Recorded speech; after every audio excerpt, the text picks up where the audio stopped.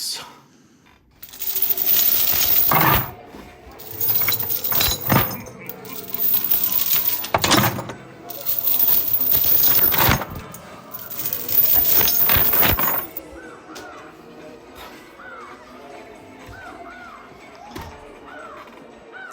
Why have you summoned me here, mortal?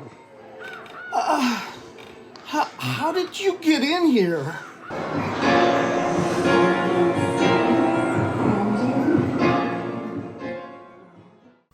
Well, it's now time to get started on the bride's attic.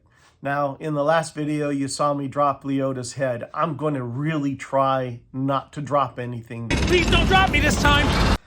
So, as before, the walls, getting rid of them. And same thing with the supports for the walls. Inside, I pretty much already had gone through this before. So I'm going to quick go through it with you. And we have the bride. I want to test her with UV light to see if she glows. I don't think she will, just like Leota didn't. But she has this kind of greenish cast to her, and so maybe she will glow under a black light. So I'm going to try it out. And if not, she's going to get a new paint job. Other goodies in here. There's a hat tree or a coat tree full of hats. I like that. Kind of is reminiscent of the Hatbox Ghost, which isn't here. And I'm wondering maybe if I should include him. I'm not quite sure on that point. I like this. This is fun. So this is a little table with the Hatbox on it. But what's really interesting to me is the fact that the table is, I think it's called a Queen Anne, I'm not sure, but it's very similar to the table that I had already printed and placed in for the Endless Hallway. I have another Hatbox here. Here's a little bird cage. I think they call that a settee. We have a globe.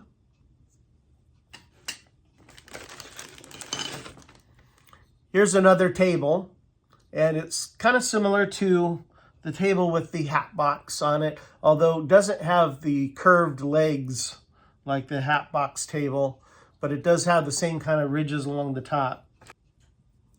A chest, a little stack of books here.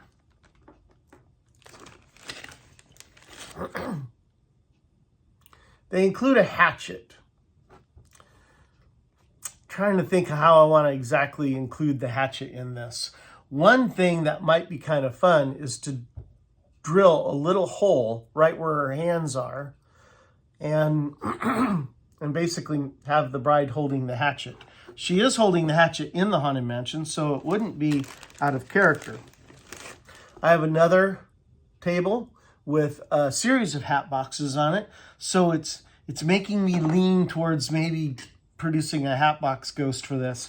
But if I do, I kind of have to work it so that he's semi-hidden. This is cool in one way, and let me see if I can get it without a sheen on it. It's cool in one way, and yet in another way, I don't like it. I like the little tiny picture frame. I printed one out for one of my other dioramas, and so this I don't have to do. Inside the bride's attic, there are a number of different pictures kind of on easels all over, and usually with the bride and her groom, her many different grooms, and the grooms tend to be without heads. If you look closely at this, and I don't know, maybe I'll take a picture of it and zoom in on it for you. But it has a bride and a groom in very, very small fashion on here. And I'm just not really thrilled with that. I think that I might print out a bride and groom photo from the actual Haunted Mansion and just glue it on over that. A very small little teapot. And let's see here. There's a creamer And, oh no, wait, that was the sugar bowl. There's the creamer right there. And they're really small, so it's hard to see. Maybe I'll take a real close-up picture of them for you. And then little cups there for that, for like a tea party. And then lastly, and to be honest with you, I'm not sure that I'm going to include this. I'm going to need to do some research on this because I just don't know that I like it. I kind of like it. I kind of don't. It's a little pedestal with a wedding cake on it. Now, who would store a full-on wedding cake in their attic? It doesn't make sense. You know, maybe the cake topper, but not the whole cake. And then, of course, it would be a mess after a short period of time.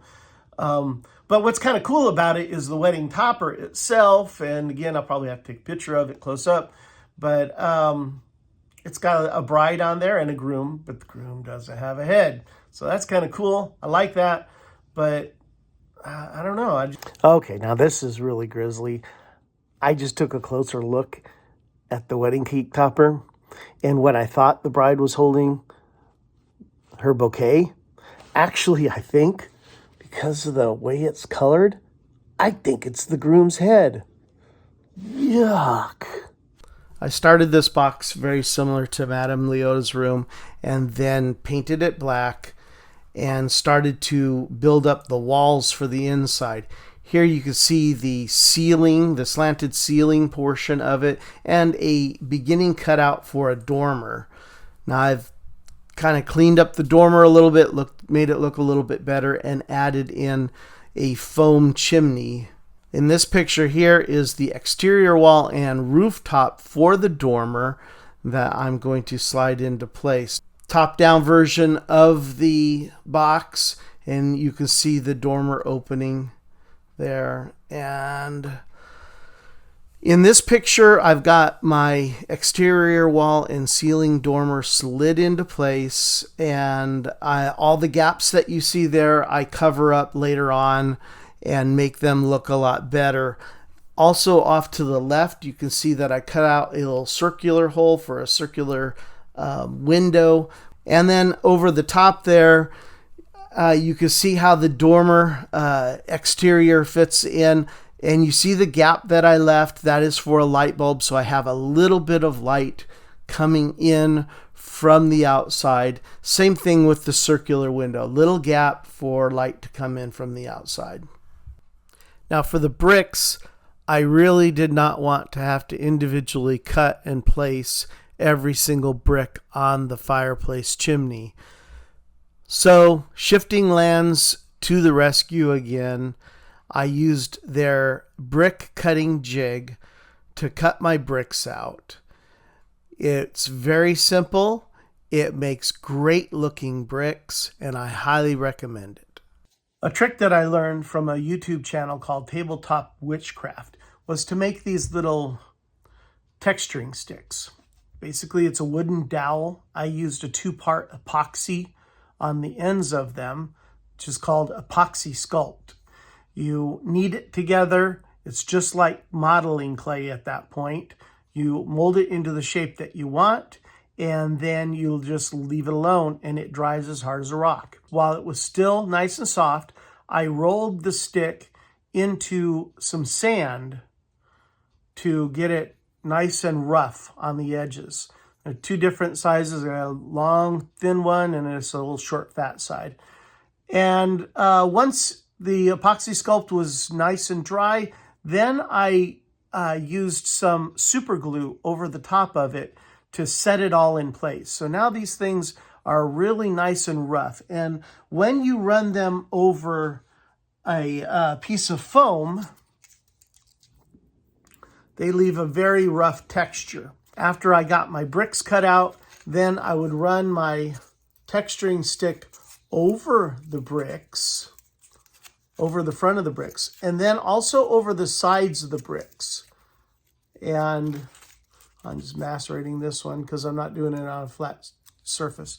But anyway, it ends up with a very nice looking, old looking brick.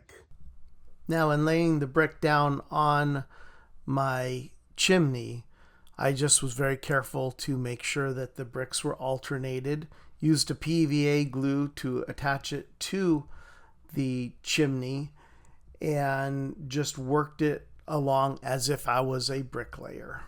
One thing that I did wish that I paid more attention to was the actual dimensions of the chimney and the dimensions of the brick. It turns out that my bricks were slightly off sized from my chimney, which kind of made it a little wonky. I had to work a little harder making the bricks look correct for the chimney. Once the chimney was finished, I stepped back, looked at it, and said, what a mess. But I proceeded ahead and filled all the cracks with spackle, and it started to actually look a little bit nicer. It's now time to work on the flooring for the attic. And just like I did with the endless hallway and Leota's room, I cut these small thin strips of foam. However, what's different about the attic compared to the other two rooms is the other two rooms are interior living space kind of rooms, so the flooring is nice and smooth. What I have to do with these strips, though, is make them look old and weathered like you would find perhaps in an attic. The way that I get a more rough cut wood look with my flooring strips is to use a hard wire brush. And I simply scratch alongside the foam, and that will make my wood grain. So as you can see from my pile here, I've got a lot of work to do.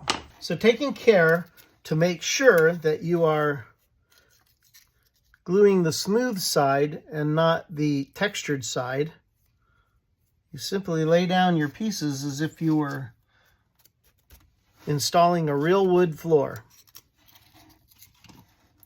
Now, I don't worry if some of these aren't exactly perfect looking pieces. They got maybe nicks cut out of them, or they don't fit exactly correct. I'm not going to worry about it. And the reason why, this is an attic. It's not supposed to look pretty.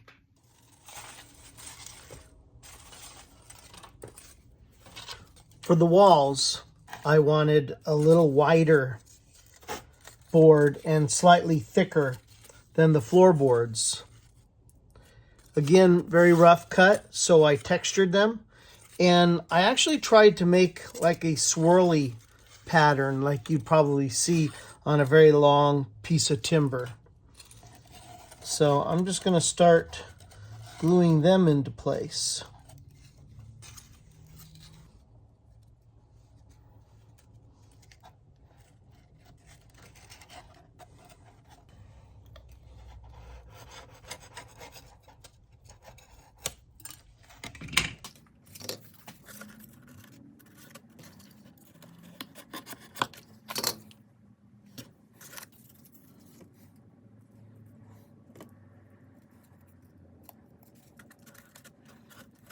I continued on with adding planks to all of the walls until I completely covered everything. And then I cut out little 2x6s and added them up for the framing of the inside of the attic space. The painter's tape you see there is just to hold that framing in place until the glue dries. Now it was time to paint the brick. I began with a bottom coat of brick red. I wanted these to look like old used bricks, so I went in there with a white color and dabbed a little bit of that on individual bricks at random. In order to bring out that old, dirty, sooty brick look, I then began to dab individual bricks at random with black paint. Once the paint was dry, I went over it again with spackle and rubbed all of that into the nooks and crannies and crevices of the bricks. before the spackle had too much time to dry, I wiped the excess off with a towel, took a wet towel and rubbed it across the brick to bring that color back out from the brick. And now I have a completed chimney that looks very realistic. All right, my problem is very simple. While the attic space is looking really good, it's also looking brand new, and it needs to look old. Because I want this to look very aged and weathered, and I think we're going to go with medium gray. And I'm going to do not really a dry brush, but a wet brush on this. And so basically I'm going to have it to be fairly wet, but not with lots and lots of paint on it. And I'm just going to go over it with that gray.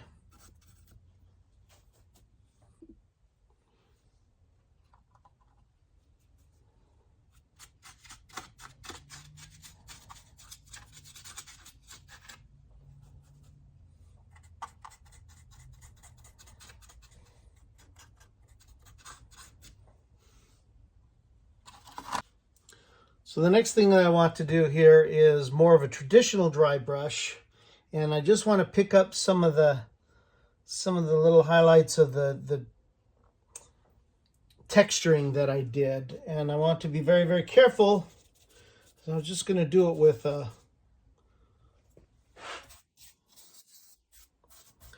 little bit of white.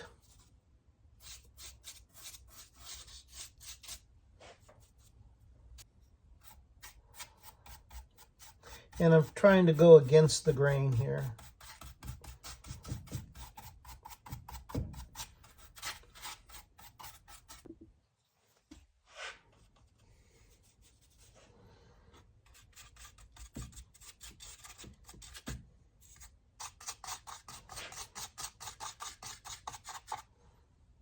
Now, sometimes I get a little too heavy-handed with my dry brushing, and if that happens to you, just try to work it in,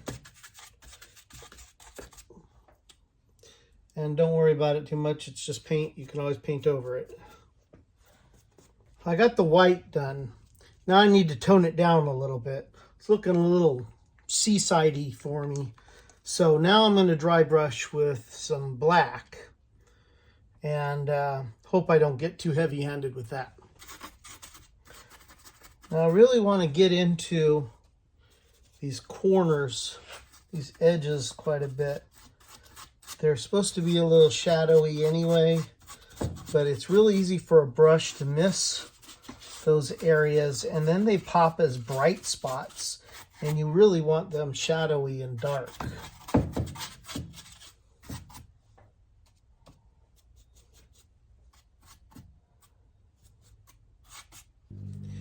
Just because I'm a little weirded out by some of my light points, I think I'm going to do a slight dry brushing of brown.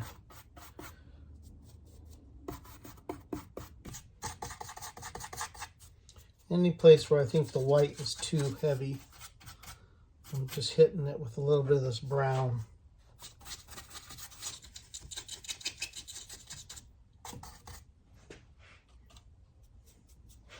Now that I've got the walls and ceiling aged, I need to work on this brand new wood floor. I think I can go right to a dry brush of black on this and see how that looks.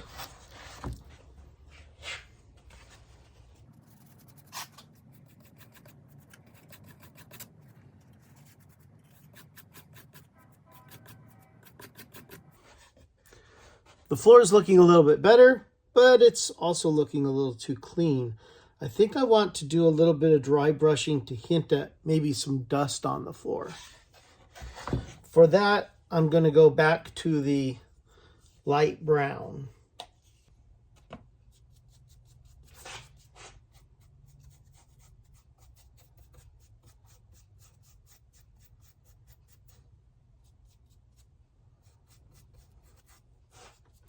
And I think I'm going to go with the grain this time.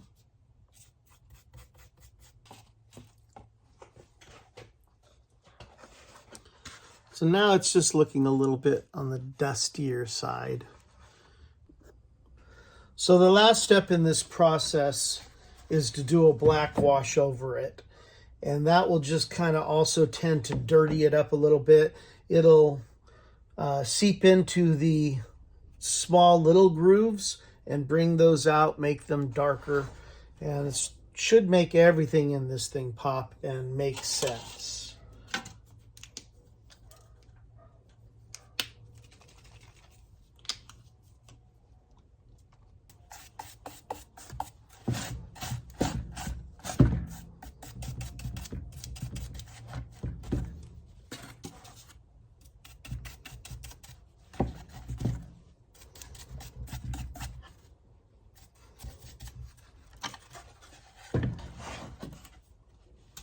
Once the dry brushing and the black wash was done, now you can see all the little bits of texture that I put into the foam, and things really start looking very realistic.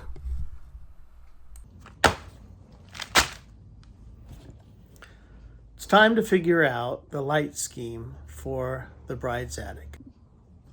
I use AC adapters from my Book Nooks for one large reason. I don't like batteries that much. When you go to show it off, maybe your batteries aren't charged or dead, and then you always have to throw them away.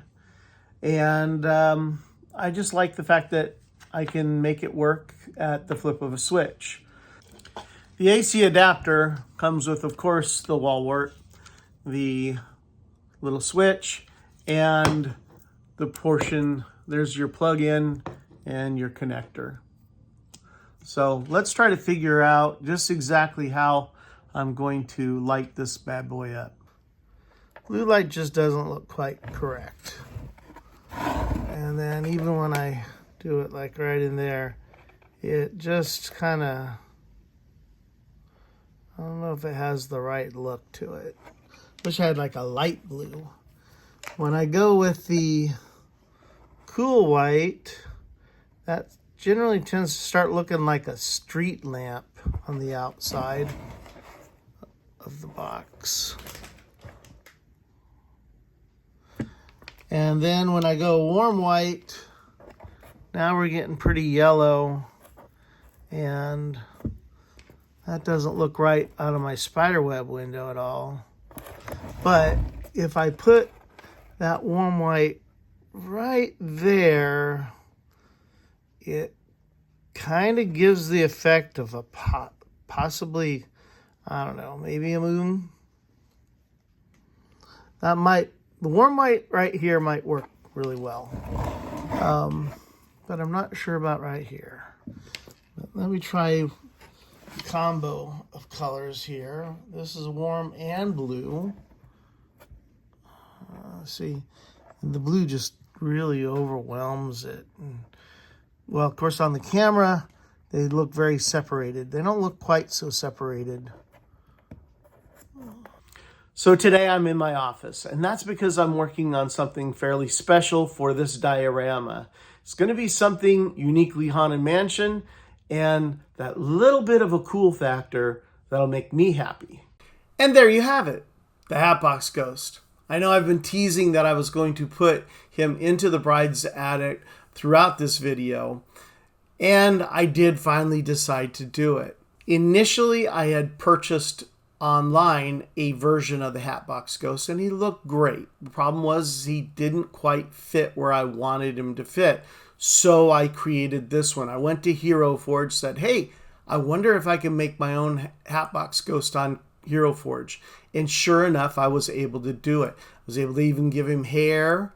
I started with a skeleton, this gunslinger's coat here. Gave him a cane and a top hat, and arranged his arms there. Now, you may be asking, where's the Hatbox? Well, like I said, I bought that other Hatbox Ghost. So I cut out the section of the print that was just the Hatbox.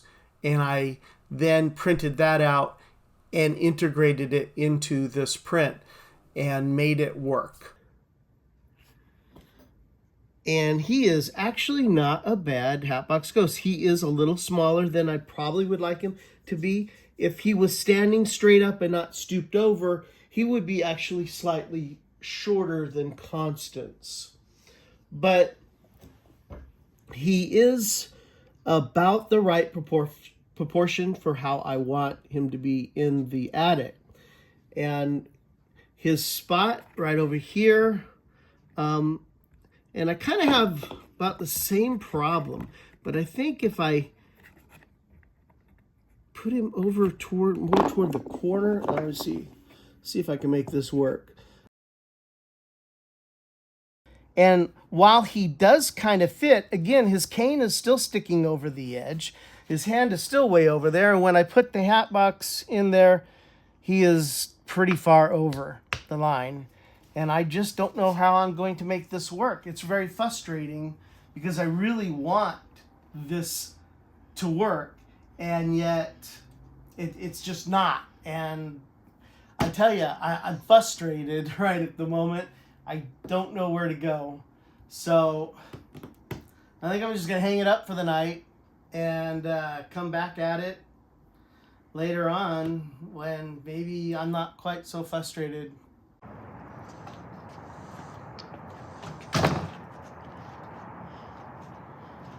I don't know what to do. Hatbox Ghost. I don't know what to do about that. Stupid Hatbox Ghost.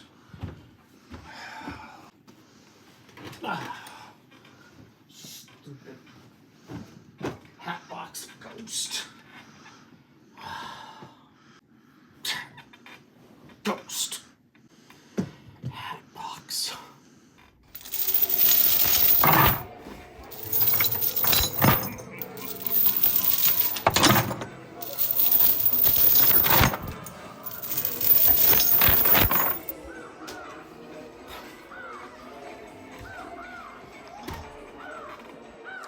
Why have you summoned me here, mortal?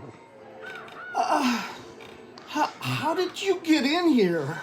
I am but a wisp, an immaterial specter. I can go where I please, how I please. A wisp? Immaterial specter? So you're saying you pass through walls? Every ghost can pass through walls. Walls, pass through walls, immaterial. Hattie! I've got it! I know how to fix this! Oh! Once back in my workshop, I grabbed my Dremel and began cutting away at the Hatbox.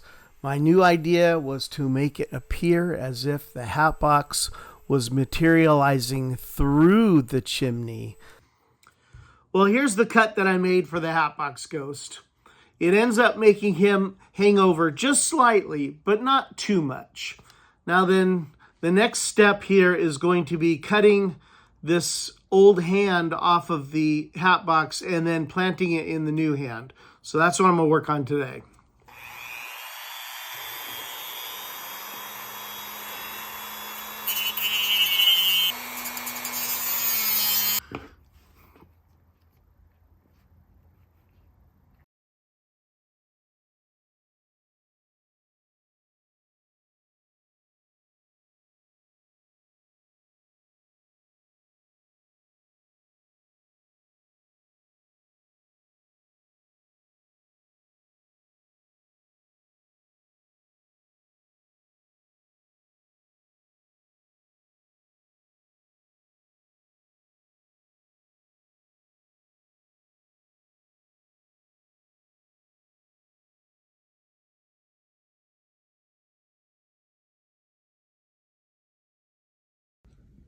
So like I've done in the past, I put a base coat of white over her, and then I used a UV reactive white paint on top of that. Now I'm going to highlight it with blue.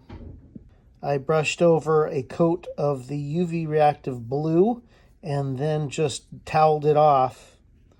And so instead of that funky purple, I've got a more ghostly blue on her. And she should light up under black light really well. Once I had her painted the way I wanted, it was time then to put a black wash over her to bring out some of the details of the sculpture. I had a paper towel on hand to kind of wipe off the excess black, as I did not want to ruin the luminescence of the bride. I went online and I downloaded some of these photos from the bride's attic. Like I said before, I don't like the one that it comes with. It's not actually, that I know of, in the attic. So I downloaded these. I got 3 of them with heads on and 1 without. She was actually married 5 times. I couldn't find a good photograph of one of the husbands, so I just went with 4. But I got one with the head off. And what I did was I downloaded them. They were very low resolution, so I ran them through Remedy and increased the resolution on the photos and then shrunk them way down. In addition to the frame that came with it, I also downloaded a couple of other frames from the internet and printed them out. These are just basic frames. I don't care about them. This one right here, one of the pictures was in an oval, so I went ahead and print out an oval for it. And then I'll have this one. So 2 colds, a silver frame, and a black frame. I'm gonna put a black wash over these, make them look a little nicer. But essentially I'll be pasting the pictures onto these frames and then setting them up inside the attic. So I got a couple of different ideas on easels to use. This will be more of a floor easel. This I really like because it looks very Victorian, and this more traditional easel. I have 3 different paintings to do this with. I think I might make that one with the floor easel, this one with the more traditional, or this one with the more traditional one, and this one with the Victorian. This one right here is a little difficult. It's roundish, and I'm wondering if maybe I'll just hang that on the wall someplace.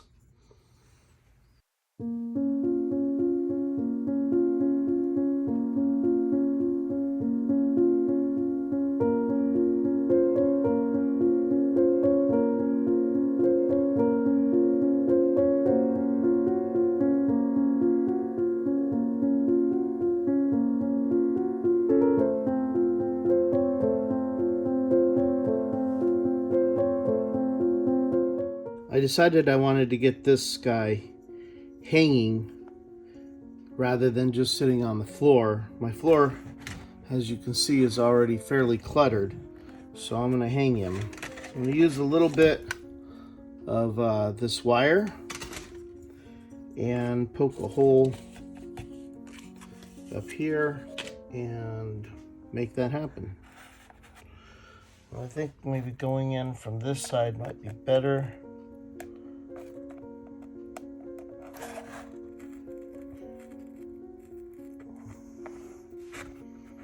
And the reason why I wanted to go in through the painted side was simply because of the fact that on the other side it has a tendency to push out debris, and I didn't want that on the painted side. So I'm going to use a pair of needle nose pliers to create a place for my birdcage hook to hook into. There we go.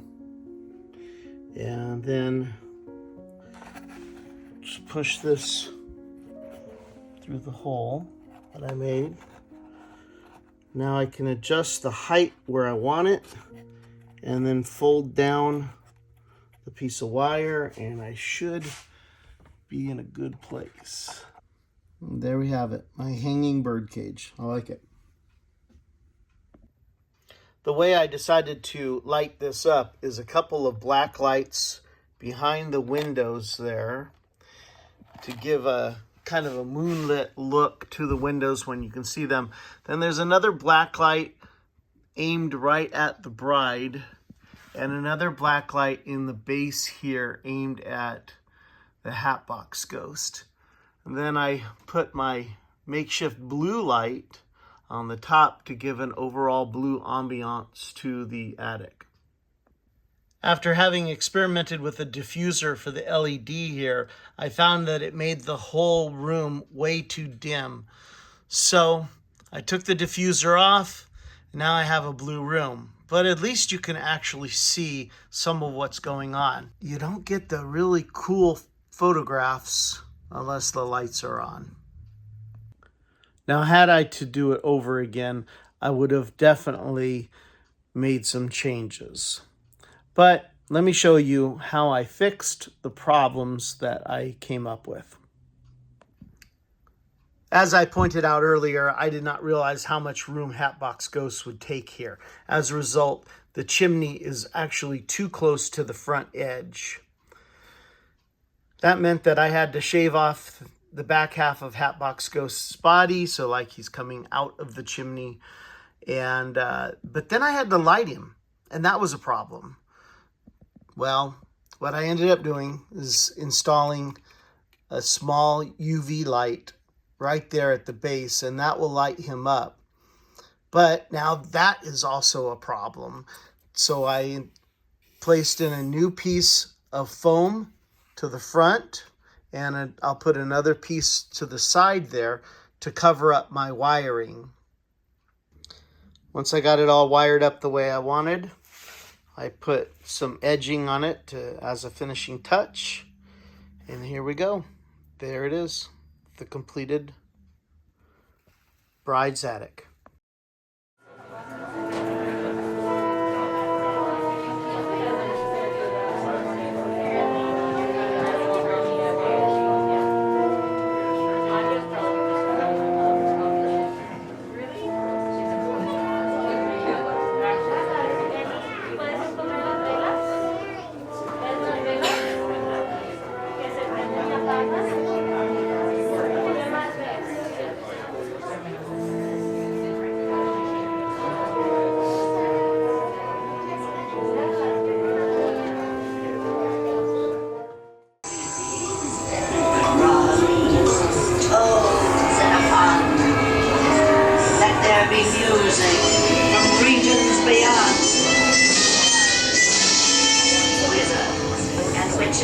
Wherever you dwell, give us a hint. We find it delightfully unlivable here in this ghostly retreat. Every room has wall-to-wall creeps, and hot and cold.